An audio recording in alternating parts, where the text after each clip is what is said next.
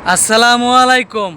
আমি আজকে আমাদের বিএমপির মহাসচিব ফখরুল সাহেবের কিছু কথা শুনলাম। ফখরুল সাহেব নাকি তাকে চেনে না। আফসোস ফখরুল সাহেব, আপনাকে দেখে আমার খুব আফসোস। আপনি শহীদ উসমান হাদি ভাইয়ের নামটা জানলেন না। যারে দুনিয়া চিনলো, বিশ্ব জানলো, এই জাহান তাকে চিনলো, পৃথিবীর মানুষ চিনলো, যাকে সিঙ্গাপুরের পররাষ্ট্রমন্ত্রী এসে চিকিৎসা দিল, তাকে আপনি চিনলেন না। আফসোস, আফসোস, কষ্ট লাগলো। শহীদ উসমান হাদি ভাইকে আপনি চিনতে পারেন নাই। আপনি এমনভাবে কথা বললেন, ইনকিলাব মঞ্চটাকেই আপনি পাত্তা দিলেন না। আপনি সেটার নামও বলতে পারলেন না। আসলে আপনি আজও কি সুস্থ আছেন না অসুস্থ হয়ে গেছেন সেটা আমি জানি না। এইভাবে কথা বলার জন্য আমাদের দেশ নায়ক তারেক রহমান যদি আপনার বিরুদ্ধে কোনো অ্যাকশন না নেয়, তাহলে আমরা ধরে নেব এই সমস্ত কথা তারেক রহমান বলছে। এমনভাবে কথা বলছেন আপনি, আপনি হাদি নামে কাউকে জানেনই না, হাদি নামে কাউকে চেনেনই না। কি অপরাধ ছিল হাদির?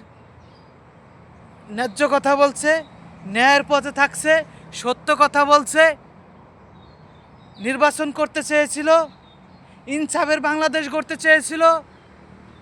এটাই তো তার অপরাধ ছিল। তার মাথায় গুলি করে তাকে হত্যা করা হলো, অথচ তার বিরুদ্ধে এখনও আসামিদেরকে গ্রেপ্তার করা হলো না, তার হত্যাকারীর বিচার করা হলো না। অথচ ডেলি স্টার আর প্রথম আলো বাংলাদেশের মাটিতে থেকে ভারতের গোলামি করে, ভারতের দালালি করে, বাংলাদেশের পাশার মধ্যে বাস ভরে। সেই ডেলি স্টারের জন্য বর্তমান সরকারের অধিকাংশ লোকের খুব পেট ব্যথাইতেছে, বাংলাদেশের অধিকাংশ রাজনীতিবিদদের মাথা ব্যথাইতেছে। তাদের নাকি হজম হচ্ছে না, কারণ ডেলি স্টার আর প্রথম আলো পুরাই দেয়াতে। ভাই, এটা স্বাধীন গণতান্ত্রিক বাংলাদেশ। 1971 সালে স্বাধীন হয়েছে মুক্তিযুদ্ধের মাধ্যমে।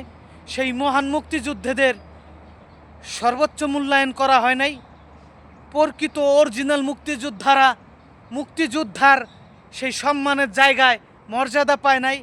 2024 সালে জুলাই আগস্টের মাধ্যমে, মহান বিপ্লবের মাধ্যমে স্বৈরশাসকের হাত থেকে নতুন করে যারা দেশকে স্বাধীন করলো, নতুন করে যারা এই দেশের মানুষকে বাঁচতে শিখালো, নতুন করে যারা স্বৈরশাসকের হাত থেকে দেশের মানুষকে মুক্ত করলো, সেই সৈনিকদের কি পরিণতি হবে জানি না, তবে চেষ্টা করব তাদের পাশে থাকার জন্য, তাদের সাথে চলার জন্য।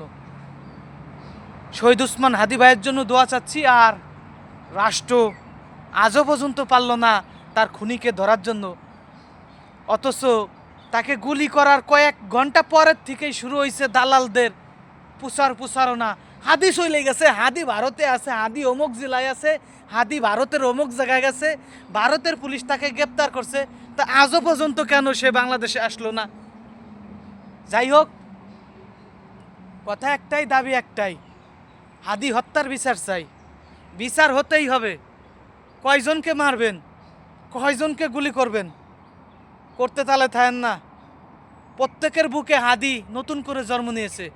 আমি জন্ম দিলে প্রতিটি মানুষ যারাই জন্ম দিবে মনে করে নেবেন হাদিকেই জন্ম দিচ্ছে।